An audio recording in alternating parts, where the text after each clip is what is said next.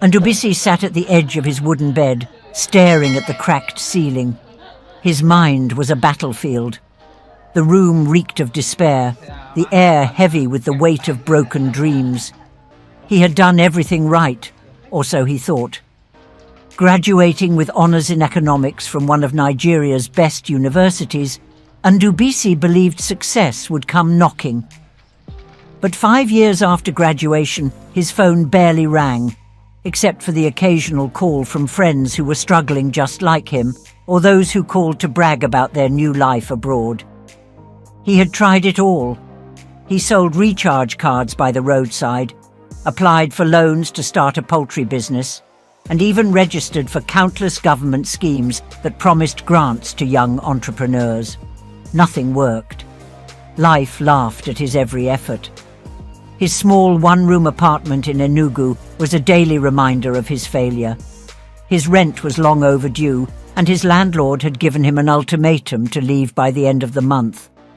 His only source of hope was his mother, Nena, who still lived in their village, Ogidi, and sent him whatever she could scrape together from her petty farming business. But how long could he live off her meagre earnings?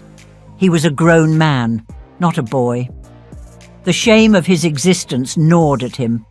His mates were building houses, driving expensive cars, and living the kind of life he had once dreamed of.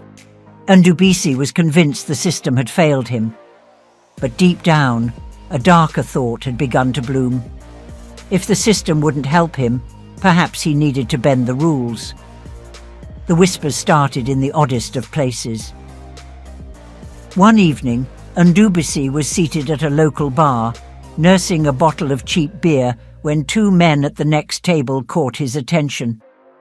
Their conversation was low, but the words were sharp enough to prick his ears. "It's not for everyone," one of them said. "But if you have the heart, it works. Money never stops flowing. You just need to do what is required." "What's required?" the other asked. Ndubisi leaned closer, pretending to scroll through his phone. "Sacrifice," the first man said, his voice coated in mystery. "It's always someone close, someone dear. But once you take the step, there's no going back." Ndubisi felt a shiver run down his spine. He had heard of these things before, ritual sacrifices, where people traded human lives for wealth. It was the stuff of whispered gossip in his village. At first, he dismissed the conversation as drunken talk, but the words wouldn't leave him. That night, he lay on his bed, his mind replaying the possibilities over and over. What if it worked? What if wealth was only a single step away? Days turned into weeks, and Ndubisi's situation worsened. His landlord threw him out. He had to move in with a friend who could barely afford to feed himself. One night, as Ndubisi sat under a tree outside, his mind spinning in hopeless circles, he made the decision that would change his life forever. He would visit Chief Ogwu, the man everyone knew but no one dared speak of openly.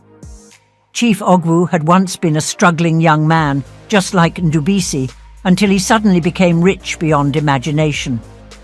The rumors were clear, ritual wealth, but no one dared confront him. 3 days later, Ndubisi found himself standing in front of Chief Ogwu's mansion. The old man greeted him with a knowing smile, as if he had been expecting him all along. "You are ready," Chief Ogwu said, without preamble. Ndubisi nodded, though his heart felt like it was about to burst from his chest. "The one you love the most," Chief Ogwu said. "She will vomit wealth for you every night. But once you start, there is no going back. You must keep her alive and hidden. No one must know." Ndubisi's heart sank as the weight of those words hit him. The one he loved the most. His mother, Nena. He hesitated. Could he really do it? Could he sacrifice the woman who had given everything for him? But the thought of wealth, of never struggling again, was too intoxicating. The idea of owning mansions, driving luxury cars, and dining with the rich made his heart race with desire. He left Chief Ogwu's house with everything he needed for the ritual. There was no sleep that night. Ndubisi travelled back to the village the next morning, the weight of his decision pressing against his chest like a boulder. When he arrived in Ogidi, his mother welcomed him with open arms, unaware of the evil that accompanied her son. "Nwam, you came home without telling me. Is everything all right?"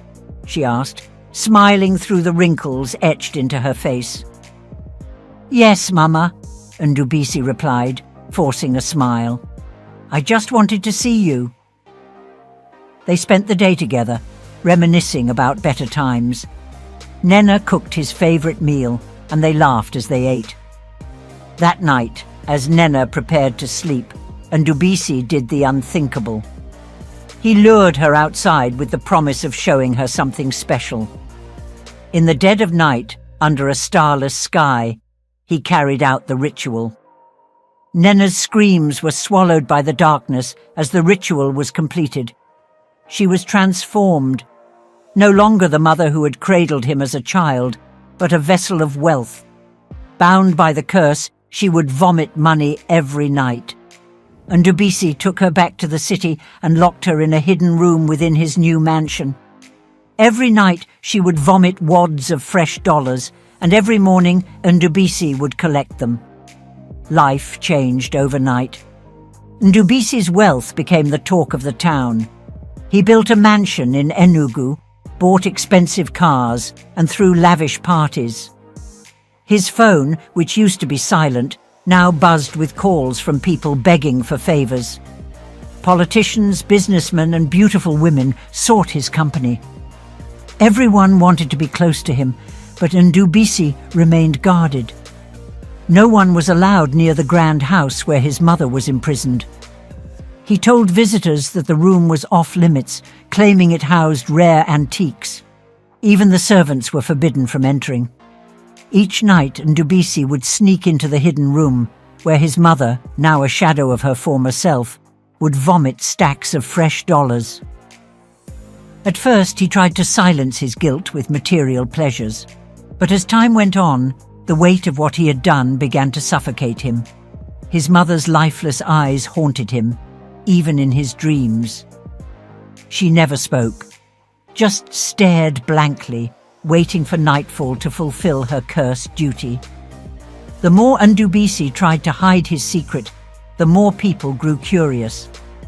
Rumors began to spread. Neighbors whispered about strange noises coming from the grand house at night. Some said they saw shadows lurking near the forbidden room. Others speculated that Ndubisi's sudden wealth was tied to dark forces. One evening, as Ndubisi returned from a party, he noticed his neighbor, Ikenna, watching him from across the street. There was something unsettling about the way Ikenna stared, like a man who knew too much. Ndubisi's heart raced. Had someone discovered the truth? He doubled his efforts to keep people away from the house. But the rumors only grew louder. The night everything fell apart started like any other. Ndubisi entered the hidden room to collect the money his mother had vomited. But something was different. Anena's lifeless stare seemed to pierce through him, as if she was silently pleading for freedom. Ndubisi shook off the feeling and began stuffing the dollars into a bag. But just as he turned to leave, the door burst open. Ikenna stood at the doorway, his eyes wide with disbelief. Behind him were two police officers, their faces a mix of confusion and horror. For a moment, no one spoke. The sight before them was too surreal to comprehend. A frail old woman sitting in the corner of a lavish room, vomiting wads of fresh dollars. Ndubisi knew it was over. The secret he had guarded so jealously was now exposed. The police arrested Ndubisi that night. The news spread like wildfire. People gathered outside his mansion, murmuring in disbelief. How could a man sacrifice his own mother for wealth? In the interrogation room, Ndubisi sat in silence, his face devoid of emotion. There was nothing left to say. He had made his choice, and now he would pay the price. As he was led away in handcuffs, Ndubisi caught one last glimpse of his mother, Nena. She sat silently in the police van, her eyes empty and distant. For a moment, he wondered if she had ever truly forgiven him, or if she ever would. Ndubisi's story became a cautionary tale across the region, a tale of greed, betrayal, and the unforgiving price of ambition. His wealth vanished as quickly as it had appeared, seized by the authorities. The courtroom was tense as the prosecutor continued, his words cutting through the air like a blade. Ndubisi is a man driven not by love for family, not by the desire to uplift himself or his mother, but by greed, he declared, pointing an accusatory finger. He sacrificed the only person who truly cared for him, using her body as a cursed vessel for wealth. Ndubisi sat silently in the dock, his hands cuffed, his eyes hollow. No lawyer could mount a strong enough defense for him. The evidence was overwhelming. The bundles of dollars vomited by his mother, her imprisonment in the mansion, and his sudden rise to wealth. The defense lawyer attempted a last-minute plea. Your Honor, this man's crime is unforgivable, but we must also consider the society that failed him. A young man with ambition and education, yet no opportunities in a system plagued by corruption and unemployment. The pressure of failure broke him. But the judge was unmoved. The courtroom was filled with a sense of finality, as if even mercy itself had turned its back on Ndubisi.